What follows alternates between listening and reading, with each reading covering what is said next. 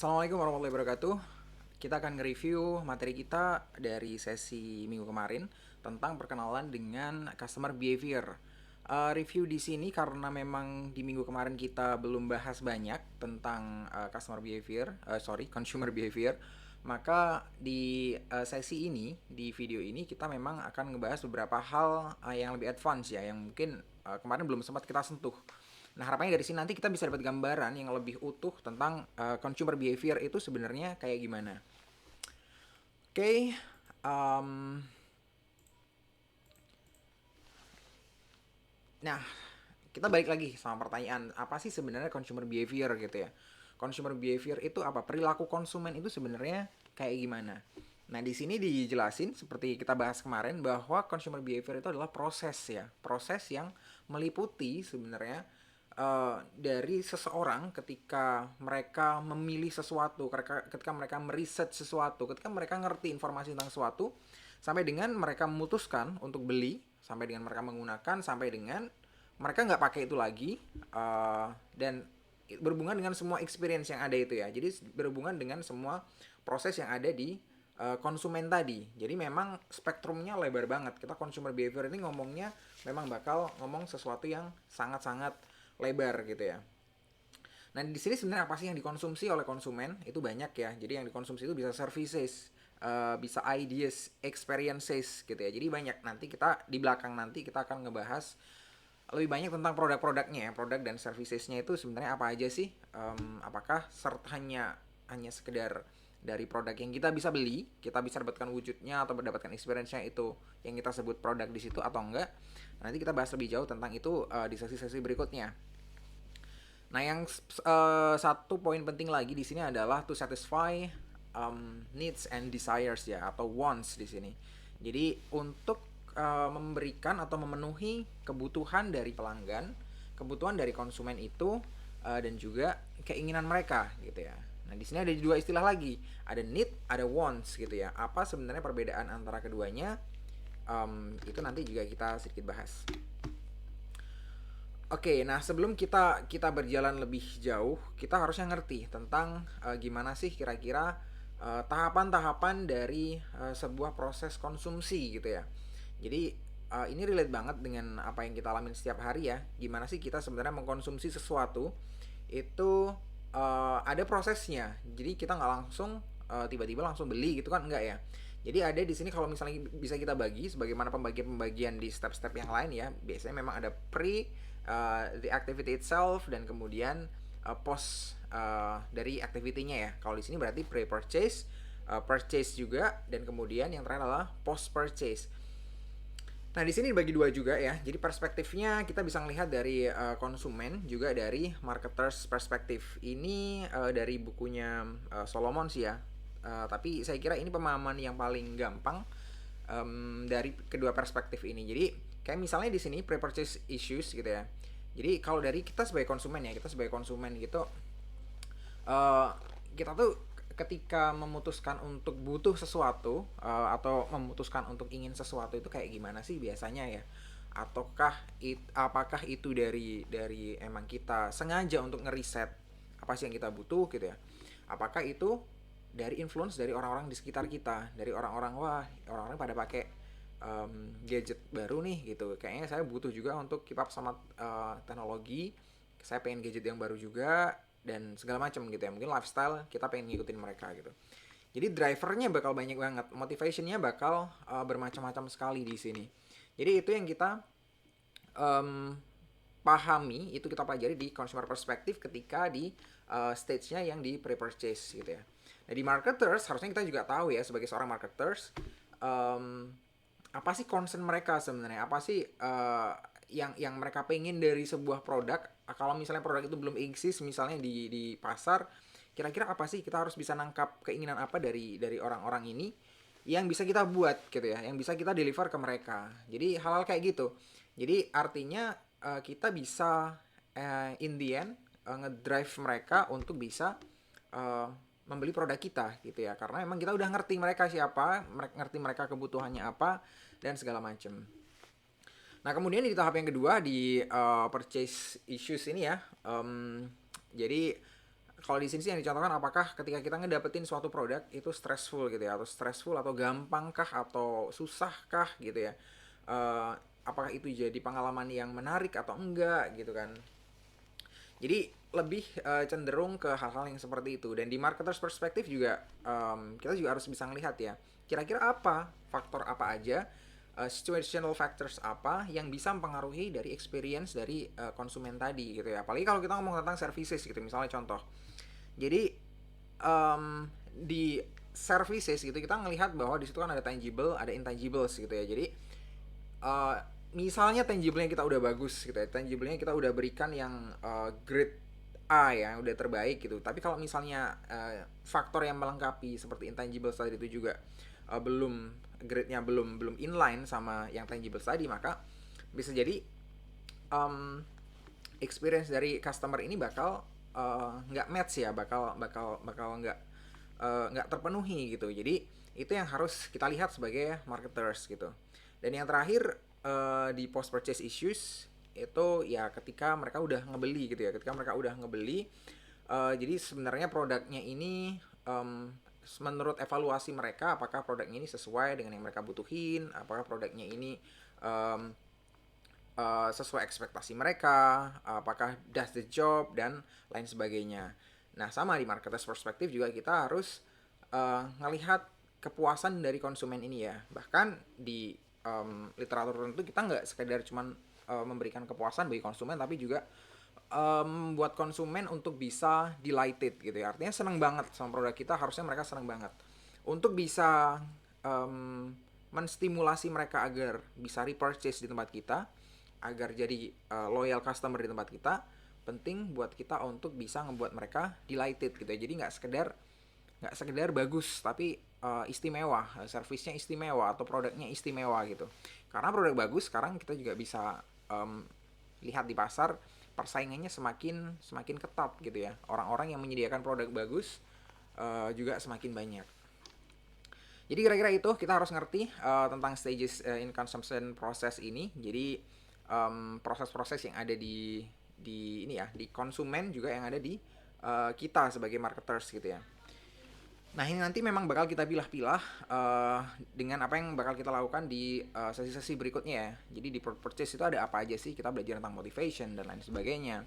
Kemudian yang di purchase issues nanti ya kita um, harus guarantee gimana caranya deliver um, apa ya, sistem yang bisa ngebuat mereka nyaman, konsumen ini nyaman untuk bisa melakukan pembelian.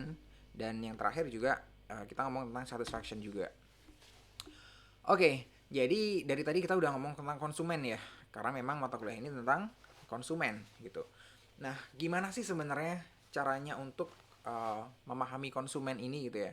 Jadi kan pertanyaannya sebenarnya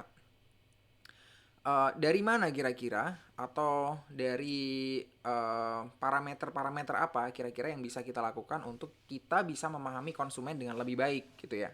Jadi kalau kita misalnya di pengamatan kita sehari-hari, kita mungkin pengamatan itu bakal terbatas ya gitu ya. Bakal terbatas, yang pertama adalah orang-orang yang di sekitar kita. Jadi kita mungkin ngelihat, oh orang-orang itu sekarang in terms of lifestyle-nya kayak gini gitu ya. Nah itu kan dari scope yang uh, mikro ya, yang cukup mikro sebenarnya. Ya kita dan orang-orang di sekitar kita gitu. Kita ngelihatnya dari situ-situ aja. Nah padahal banyak hal yang harusnya dipertimbangkan ketika kita pengen memahami konsumen, dan ini erat sekali hubungannya dengan yang namanya segmentasi gitu ya. Jadi erat sekali dengan yang namanya segmentasi. Segmentasi itu kita mensegmentasi berdasarkan dua hal ya. Jadi berdasarkan hal yang behavioral, yang emang itu dari perilaku dari manusia itu sendiri. Yang kedua memang dari faktor-faktor yang statis ya, seperti demografi gitu ya, yang namanya age dan segala macam itu kan nggak bisa direkayasa gitu ya. Jadi di masyarakat komposisi umur sekian berapa itu udah clear gitu ya. Jadi udah statis. Jadi nggak dinamis. Nah, yang ada di sini, yang ada di layar ini adalah perpaduan keduanya ya. Jadi dari age sampai dengan geografi itu adalah yang statis, kemudian yang lifestyle ini yang dinamis gitu. Jadi lifestyle ini bisa berubah seiring waktu dengan cepat. Influence dari luar itu banyak berpengaruh di sini. Jadi jadinya dinamis banget. Dan selain di sini masih banyak faktor-faktor yang lain ya. Jadi memang ada beberapa faktor yang lain yang juga secara dinamis berpengaruh terhadap konsumen. Nah, makanya kita harus ngerti. Jadi ngerti di konsumen ini di segmen tertentu itu behaviornya kayak gimana gitu ya. Jadi nggak kita nggak menggeneralisir ke seluruh konsumen artinya. Jadi konsumen sekarang ini pada suka nonton YouTube gitu ya. Misalnya contoh suka mengkonsumsi konten-konten itu dari online channels gitu ya, seperti YouTube, kayak mungkin Netflix dan lain sebagainya. Pertanyaan berikutnya kan sebenarnya konsumen yang mana gitu kan? Apakah seluruh konsumen atau konsumen di segmen tertentu gitu ya? Nah, itu yang harus kita ketahui gitu kan. Jadi ketika kita membuat judgement seperti itu, maka kita harus ngerti konsumen yang mana yang kita lagi obrolin gitu. Jadi di segmen yang mana? Apakah semuanya? Apakah sebagian aja? Tentu kalau kita ngomong seperti tadi, adalah orang-orang yang udah familiar dengan teknologi gitu ya. Orang yang udah familiar dengan teknologi walaupun mungkin itu baru levelnya baru new entrant gitu ya. Jadi mungkin nggak seperti yang kita-kita yang udah dari kecil ya, dari kecil kita udah berhubungan dengan teknologi, udah tech savvy banget. Mungkin bukan orang seperti kita, tapi orang-orang mungkin di generasi di atas kita yang mereka udah mulai berbaur dengan teknologi. Jadi mereka udah paham caranya menggunakan teknologi, mengonsumsi konten dari sana juga gitu ya. Nah, itu kan yang harus kita tahu gitu kan. Gimana caranya kalau misalnya kita juga bisa bagi lagi. Jadi kalau dari umur, kayak dari umur misalnya tadi di umur misalnya dari 18 atau 15 sampai dengan 25 tahun mungkin punya behavior yang sedikit berbeda in terms of mengkonsumsi konten di media online gitu ya. Jadi mungkin konsumsi kalian dengan konsumsi saya, which is kita bakal terpaut mungkin selisih umur 10 tahun gitu ya. Saya di 30 ke atas dan kalian di 20 ke atas, atau mungkin less than ya, masih less than. Mungkin akan berbeda cara kita mengkonsumsi konten di online. Sama-sama online, cuman kemungkinan akan ada perbedaan di situ gitu ya. Jadi kalau kalian mungkin suka mengkonsumsi konten-konten seperti juga pengetahuan dan berita yang instan misalnya, saya kurang tahu juga gitu ya, tapi sepertinya kalian aja kecenderungan ke sana. Kalian suka mungkin baca seperti dari Instagram gitu kan, misalnya seperti dari TikTok, sharing-sharing knowledge yang sifatnya ini ya, sifatnya microblog gitu ya. Jadi seperti konten, cuman kontennya ringan, kontennya mungkin terdiri dari beberapa feed gitu ya, dan itu udah selesai gitu. Kita ngomongin tentang misalnya gimana caranya bikin konsumen itu loyal sama kita gitu ya. Udah slide pertama apa, slide kedua apa, ketiga apa, sampai mungkin slide ke 10 gitu ya, dan selesai. Mungkin itu cara kalian untuk mengkonsumsi konten gitu ya, tapi itu sedikit berbeda dengan generasi saya mungkin, atau saya secara pribadi gitu ya. Saya nggak mengkonsumsi konten dengan cara yang demikian gitu ya. Kalau saya memang butuh informasi hal-hal seperti itu, saya akan baca literatur yang lebih kompleks gitu ya. Jadi cara kita mungkin memperlakukan media ini juga berbeda, dan itu bukan kita ngomongin mana yang lebih baik mana yang enggak ya, tapi kita harus ngerti di generasi kalian memang kayak gitu gitu ya. Jadi bukan kita tentang bandingin atau mana yang lebih bagus atau enggak, tapi harus memahami tadi itu. Saya pun juga harus paham ketika jadi marketer, saya harus paham cara kalian mengonsumsi sesuatu gitu ya. Cara kalian, proses kalian berpikir, menentukan mana yang bagus dan buruk, menentukan pilihan, itu saya harus ngerti kalian. Agar ketika saya masarin kalian, saya ngerti ya, saya bisa nargetin kalian dengan cara yang pas. Nah, ini ya hubungannya dengan segmentasi. Di sini ada age, gender ya, gender matters ya. Jadi di situ akan ada perbedaan ketika dalam hal sama penggunaan marketplace dan lain sebagainya. Contohnya stylenya cewek bakal beda dengan stylenya cowok gitu kan ya. Yang dibeli pun juga bakal beda gitu ya. Jadi mungkin kalau yang kita cowok mungkin lebih ke barang-barang ya, mungkin motor, barang-barang yang hubungannya dengan hobi-hobi, sepeda, DIY dan segala macam. Kalau mungkin cewek kan ya barang-barang yang berhubungan dengan kecantikan gitu ya, skincare dan lain sebagainya mungkin gitu ya. Ya walaupun akan ada beberapa jenis produk yang sama. Oke, itu ya. Jadi kira-kira ini adalah faktor-faktor yang harus kita pertimbangkan, dan nggak sekedar ini ya, bakal lebih banyak, jauh banyak, lebih banyak faktor yang patut kita pertimbangkan ketika kita sedang menganalisis behavior dari konsumen gitu ya. Ketika kita sedang melakukan research, nanti kita akan ngomong sedikit tentang research gitu. Oke, jadi kira-kira itu tentang understanding the consumers in terms of what-nya ya. Jadi apa sih yang harus kita pahami. Nah, sedangkan kalau misalnya dari mana kita dapatnya data ini, kita dapatnya insight ini itu dari mana? Itu ya dari berbagai macam cara juga ya. Salah satunya adalah database marketing ya. Database marketing ini yang erat kaitannya dengan marketing analytics gitu ya. Kita di situ ngolah data, data yang kita punya dari manapun itu, entah itu dari resource lain, entah itu data yang kita generate dari media kita sendiri, kita misalnya punya punya marketplace sendiri dan website sendiri segala macam, di situ kan ada data gitu ya. Itu bisa kita kelola. Dari situ juga bisa. Kemudian dari user generated content gitu ya, kita analisis mereka, mereka itu udah user ini itu udah buat konten-konten apa aja sih yang berhubungan dengan apa ya, kesenangan mereka, hobi mereka, concern mereka atas atas sesuatu gitu ya. Kita bisa analisis ke situ juga. Dan juga kita harus aware sama pop culture ya. Pop culture ini, kalau kalian sih emang into pop culture ya, kalian memang lagi di usia yang usia usia di pop culture ini gitu kan. Jadi pop culture ini ya culture yang baru, yang tren, yang terus bergulir gitu ya. Jadi kita harus keep up sama yang namanya pop culture ini. Jadi itu sebenarnya nggak bisa terlalu dipilah-pilah ya antara yang tiga yang warna orange di bawah ini, dan masih ada beberapa cara-cara lain untuk kita bisa dapatkan insight gitu ya. Cuman yang salah satu yang paling umum adalah ini, dan saya bilang tadi nggak bisa terlalu dipilah-pilah karena memang bisa jadi ya yang kita olah tadi adalah data dari user generated content gitu ya. Bisa jadi seperti itu, bisa jadi juga uh, kombinasi dari keduanya. Jadi itu caranya kita dapat. Nah, caranya dapat kayak gimana dan apa yang kita dapat ini uh, kayak gimana untuk mastiin bahwa kita bakal dapat data yang kita dapat gitu kan. Nah, itu nanti hubungannya dengan marketing analytics gitu ya, dengan marketing research juga gitu, dengan consumer research. Jadi itu ada di nanti di bagian research. Nah, tadi kan kita ngomong tentang konsumen gitu ya. Tentang konsumen di awal tadi kita juga udah nyebutin gitu ya, di definisi dari consumer behavior itu adalah proses yang pada akhirnya kita tuh harus ngerti tentang consumer need and desire atau wants gitu ya.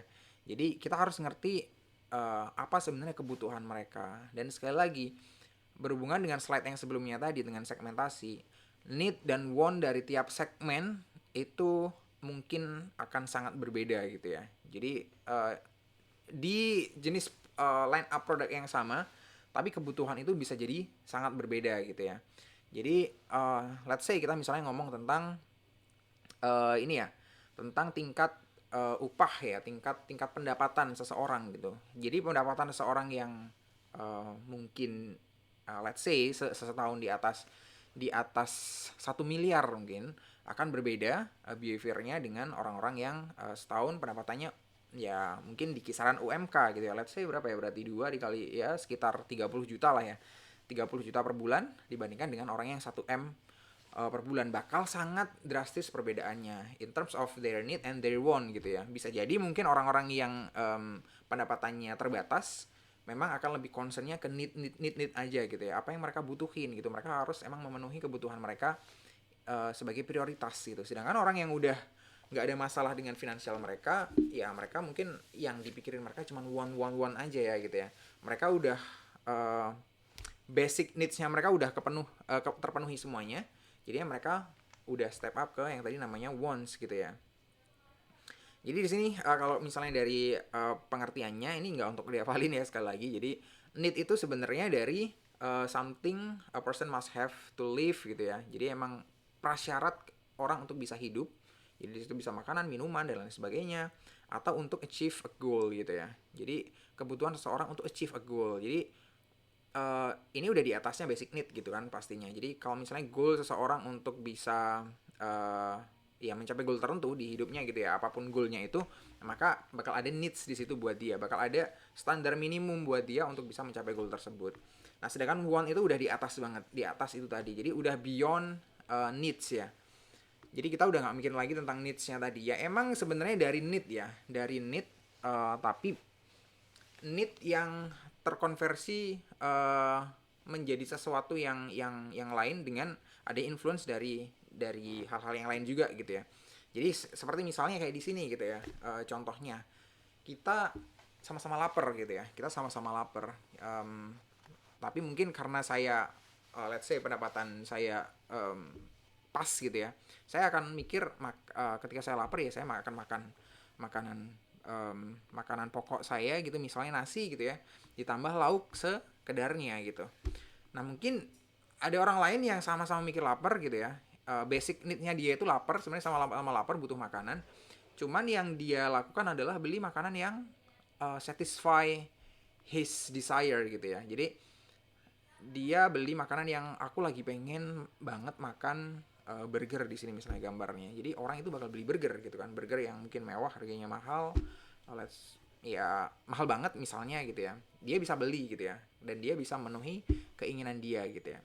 Jadi ada orang yang mungkin seperti yang tadi saya contohkan, ada orang yang saya cuman bakal stay di need saya karena saya nggak bisa menaikkan apa ya, kemampuan saya ke dalam up to one bar tadi itu.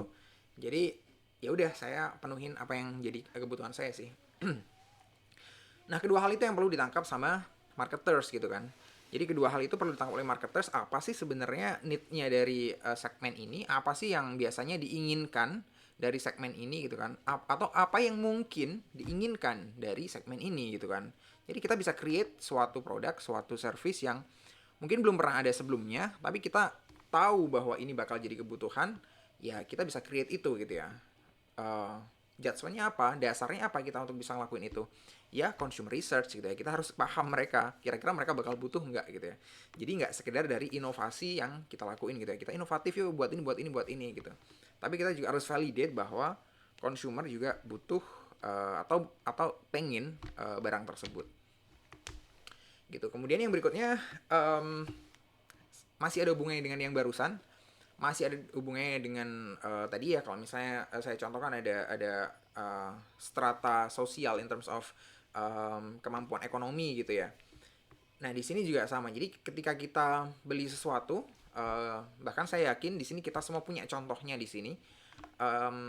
Jadi hubungan antara kita dengan sebuah produk itu bisa jadi ada di range ini ya. Yang paling bawah itu, yang paling kiri itu adalah functional, dan yang paling atas adalah simbolik gitu ya. Simbolik itu um, ya nggak sekedar fungsional ya, nggak sekedar need-nya dapat, nggak sekedar fungsinya dapat, tapi juga sudah memberikan value-value yang lain gitu ya. Nah kalau fungsional ini kayak gimana gitu ya? Fungsional ini yang barang-barang yang kita butuh banget fungsinya gitu ya. Dan rata-rata sih ini diidentikan juga dengan barang-barang yang nggak terlalu branded gitu ya. Jadi nggak terlalu branded, nggak terlalu apa ya, barang-barang komoditi ya, barang-barang komoditi. Jadi kayak misalnya barang-barang yang fungsional gitu ya. Sering saya contohkan misalnya kayak kita mau masang figura gitu ya. Jadi kita mau masang figura di kamar kita, beberapa figura mungkin. Nah kita butuh yang namanya paku gitu kan. Kita butuh yang namanya paku tapi kita nggak punya, dan kita mau beli itu gitu ya. Either di marketplace kayak entah itu di toko bangunan. Kita ketika beli, kita bakal compare nggak sih mereknya, paku A, paku B, paku C? Kemungkinan besar enggak kan? Karena ya ya kita nggak ada engagement dengan brand paku juga gitu ya. Kita juga nggak terexposure dengan brand-brand paku juga. Dan karena memang ya fungsi dari masing-masing paku kayaknya gitu-gitu aja gitu. Nggak ada fungsi paku yang lebih lebih wow dari sekedar bisa dipakai untuk nyentelin ini ya, figura gitu ya. Jadi ya udah, kita ketika kita dapat fungsinya itu udah cukup gitu. Jadi kita nggak perlu hal yang lain dengan itu gitu ya. Beda ceritanya dengan kalau kita misalnya, sorry banget sebenarnya saya pengen tampilin produknya, cuman ke skip ya, nanti mungkin di sesi kuliah akan saya tunjukin. Salah satu produk paperclip ya. Paperclip itu yang kayak gini. Oke, jadi paperclip itu kayak gini ya. Ini paperclip namanya. Saya kira kalian udah tahu semuanya ya. Nah, paperclip saya, kalau yang ini yang warna pink ini ya, ini saya beli mungkin harganya kalau nggak salah itu mungkin sekitar 7.000 8.000, isinya 50 paperclip gitu ya, 50 atau 100 saya lupa, sekitar segitu lah ya. Yang jelas murah banget sebenarnya. Kalau misalnya saya kehilangan satu ini, atau kehilangan dua, kehilangan tiga, saya nggak akan ngerasa kehilangan gitu ya, karena emang murah gitu. Dan saya emang ketika beli paperclip ini saya nggak akan melihat mereknya apa gitu kan ya, saya nggak akan melihat saya akan beli merek yang mereknya Kenko, saya yang beli mereknya Joico, enggak, saya nggak terlalu pilih-pilih itu. Yang ada di situ apapun itu mereknya saya beli gitu ya, karena emang saya butuh buat ngeklip kertas. Nah, tapi ada loh di luar sana klip kertas itu yang harganya jutaan gitu ya. Satu paperclip itu harganya jutaan. Itu entah dari emas, entah dari silver. Dan kalau nggak salah itu dari brand ternama namanya Prada gitu ya. Saya yakin kalian juga sering dengar brand Prada gitu ya. Nah, ada orang yang ternyata pengen pakai paperclipnya Prada yang harganya segitu gitu. Buat apa sih sebenarnya? Cuman sekedar buat ngeklip kertas kwitansi dia belanja harian kah? Pasti enggak dong gitu ya. Pasti fungsinya lebih dari itu. Pasti fungsinya adalah lebih ke atas yang simbolik gitu. Dia pengen dipersepsikan dengan barang itu ketika orang lihat dia menggunakan paperclip Prada gitu ya. Orang bakal persif bahwa dia, wow, ini orang ini keren banget ya. Orang ini kaya banget misalnya. Orang ini prestisius banget gitu ya, sampai punya barang yang sekecil itu aja, barang yang remeh sebenarnya itu sampai branded gitu ya, ada brandnya Prada di situ, ada tulisannya Prada gitu ya di paperclipnya di sini tadi. Nah, ada orang-orang yang seperti itu gitu ya, jadi kita harus ngerti juga di mana kira-kira relationship antara produk dengan orang-orang tadi gitu ya. Ini kan sama seperti yang saya contohkan di minggu lalu dengan brand Apple gitu ya. Ada orang yang butuh Apple itu karena memang dia butuh fungsinya gitu ya. Jadi uh, saya nggak peduli ya dengan brandnya ya, tapi saya udah terbiasa banget dengan Apple gitu. Saya terbiasa banget dengan ekosistemnya Apple. Semua device saya itu brandnya Apple. Jadi kalau misalnya saya nggak beli Apple ya bakal nyusahin saya sendiri gitu, karena um, integrasi sistemnya nggak gampang gitu kan, dari Windows nanti misalnya mindah file ke Apple juga, ke iPhone gitu ya misalnya, ya juga bakal susah gitu ya. Itu bakal lebih gampang kalau misalnya dilakuin di ekosistemnya Apple semuanya secara keseluruhan, experience-nya jadi utuh. Nah, itu ada orang yang nganggap itu sebagai fungsi. Jadi sebagai fungsinya barang dari Apple ini yang saya dapat memang worth the money gitu ya. Ini emang mahal, cuman secara ekosistem memang saya dapatnya jauh lebih baik daripada ketika saya misalnya beli komputernya Windows, HP-nya Android dan lain sebagainya. Nah, kemudian ada juga orang yang sekedar simbolik doang gitu ya, sekedar simbolik. Dia nggak ngerti-ngerti amat sebenarnya manfaatnya apps yang ada di Apple itu apa gitu ya. Kemudian dengan prosesor yang sedemikian strong di Apple 12 gitu, dia bisa ngelakuin apa aja di HP-nya gitu kan. Ternyata HP-nya juga dipakai hal yang basic-basic banget gitu ya, yang sebenarnya untuk ngerjain itu nggak perlu Apple banget gitu. Dia juga nggak terlalu paham sebenarnya perbedaan ekosistem di iOS dengan di Android dan segala macem. Jadi ada orang yang seperti itu gitu ya, sekedar pengen beli buat nunjukin ke orang lain bahwa saya punya Apple gitu loh. Jadi saya ada di kelas orang-orang yang punya Apple. Jadi ada yang seperti itu. Nah, itu yang harus kita lihat gitu ya. Dan ngelihatnya ya tadi kita butuh research gitu ya. Kita butuh research untuk ngerti orang tadi itu ada di lebih ke functional atau lebih ke simbolik. Karena pendekatan kita juga akan berbeda ya. Ke mereka pendekatan kita juga akan berbeda ketika kita nawarin sesuatu gitu kan. Kalau nawarin ke orang-orang yang fungsional ya kita propose fungsinya. Fungsinya itu ini A, B, C, D, E gitu ya.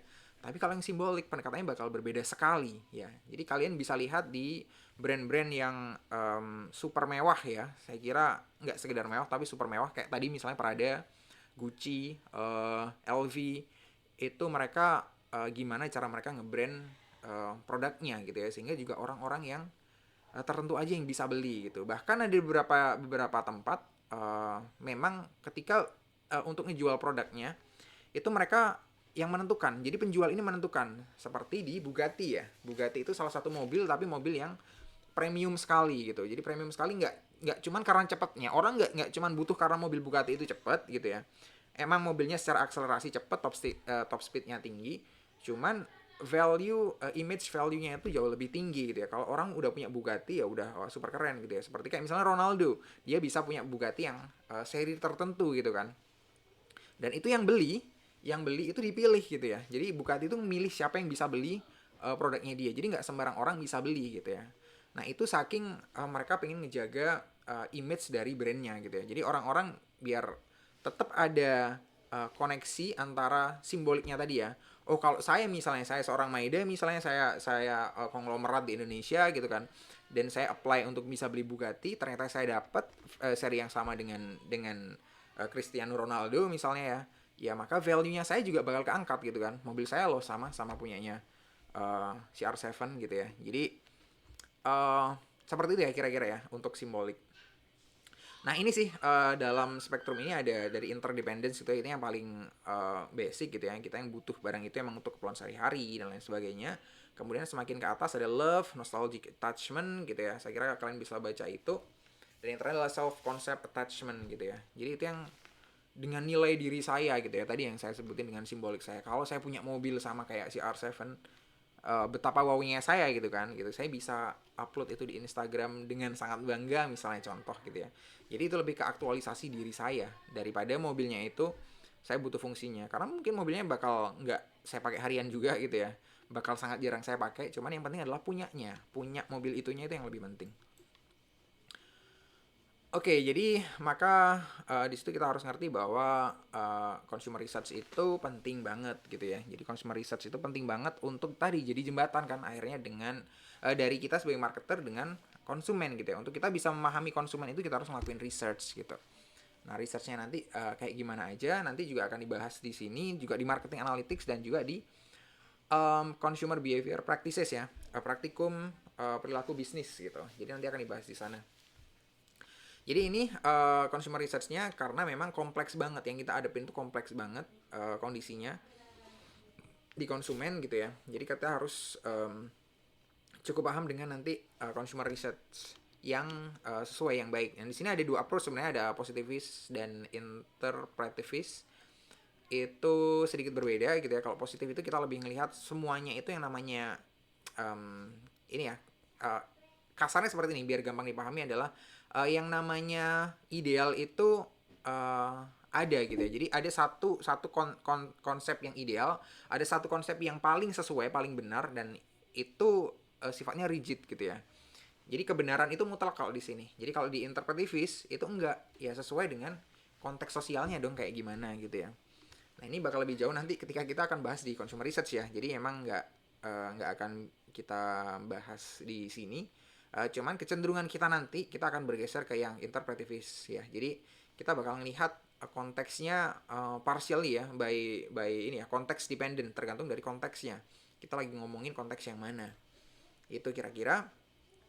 Dan ini yang hampir terakhir ya, itu adalah overall model of consumer behavior gitu kan. Jadi ini secara keseluruhan yang kita bakal pahami, bakal pelajari dari mata kuliah ini adalah um, bagi seorang konsumen dia tuh bakal punya yang di bawah dulu ya, internal influences dulu. Jadi dia bakal punya internal influences yang itu berpengaruh kepada self concept dan lifestyle-nya dia gitu ya. Orang bakal sudah punya gitu ya gambaran, misalnya seperti saya orangnya orang yang bebas gitu ya. Saya orang yang nggak mau diatur. Saya orang yang suka dengan apa ya, dengan fleksibilitas dan lain sebagainya. Nah itu kan dari dalam ya, dari dalam gitu, dari apa yang kita pelajari, dari sesuatu ya, pengetahuan-pengetahuan yang kita dapat gitu ya. Jadi orang bebas itu harusnya kayak gimana dan segala macam. Kemudian juga ada emosi kita, ada attitude kita dan segala macam, yang itu internal banget gitu ya. Itu akhirnya berpengaruh kepada kita, siapa kita gitu ya. Tapi nggak sekedar itu kan, di luar sana juga banyak faktor yang juga mempengaruhi kita gitu ya. Salah satunya juga culture, jelas ya, culture jelas banget.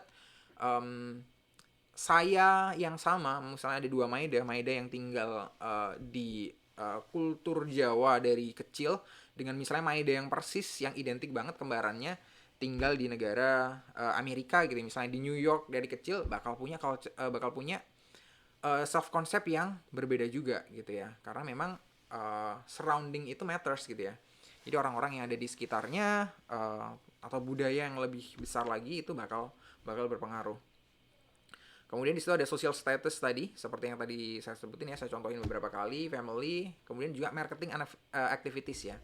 Jadi marketing activities ini juga adalah faktor eksternal yang berpengaruh terhadap konsep diri kita gitu ya. Jadi banyak ya seperti misalnya kayak iklan rokok gitu ya. Iklan rokok itu ada beberapa iklan rokok yang menunjukkan masculinity ya. Jadi menunjukkan seberapa maskulin seseorang gitu ya, naik motor moge kayak segala macem.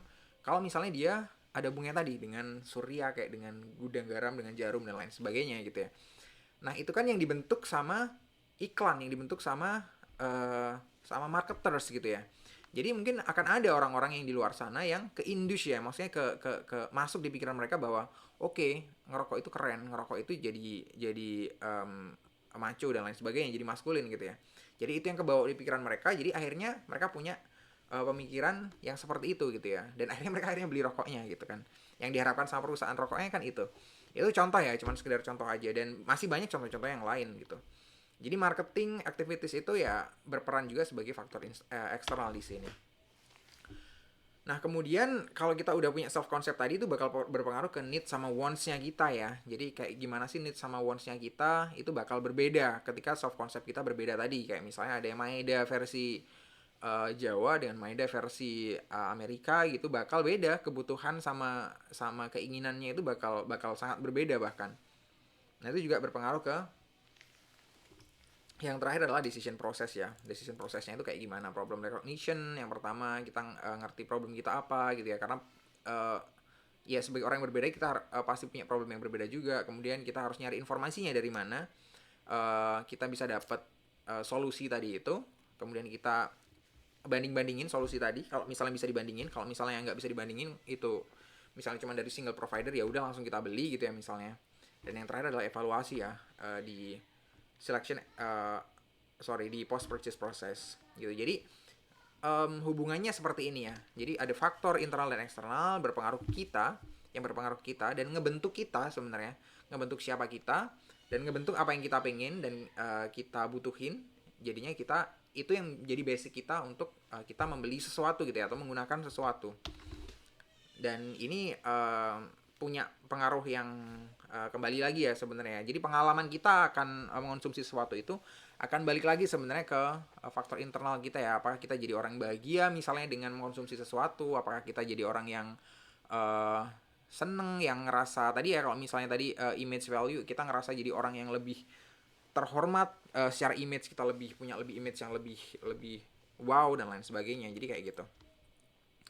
Dan ini terakhir sebenarnya sebagai gambaran aja bahwa di consumer behavior itu luas banget ya. Jadi kita bahas banyak banget mulai dari yang paling atas di sini adalah psikologi ya, itu di individual focus. Artinya ketika ngomongin tentang perilaku seseorang, kita bakal ngomongin tentang psikologi gitu ya. Jadi kira-kira orang itu kenapa bisa berpikir seperti ini, kenapa bisa berperilaku seperti itu. Itu yang di psikologi ini ya. Ke bawah di situ ada microeconomics, ada macroeconomic sampai yang paling bawah di situ ada cultural anthropology. Saya nggak akan jelasin satu-satu di sini. Kalian bisa pelajari sendiri. Cuman di sini range-nya itu lebar banget gitu ya. Kita bisa mempelajari consumer behavior di fokus yang individu banget, yang orang per orang, dan juga dari yang makro gitu ya. Makro dan sangat makro mungkin ya. Jadi yang mungkin levelnya communities gitu. Jadi misalnya orang-orang di sekitar kita mungkin atau mungkin di negara tertentu bahkan mungkin secara global gitu ya. Kita bisa pelajari itu. Jadi banyak di sini disiplin ilmu yang terlibat di sini. Termasuk situ ada salah satu juga ya history gitu ya. Jadi history juga ada pengaruhnya juga di sini. Kayak jadi kayak gitu kira-kira teman-teman semuanya dari review kita ini sedikit lebih panjang dari yang saya janjikan kemarin 30 menit. Ini mungkin akan sampai dengan 40 menit tapi saya harap ini gambarannya jadi lebih jelas buat kalian untuk belajar tentang consumer behavior ya. Oke, kira-kira kayak gitu aja. Nanti kalau misalnya ada pertanyaan langsung di sesi live kita. Thank you. Wassalamualaikum warahmatullahi wabarakatuh.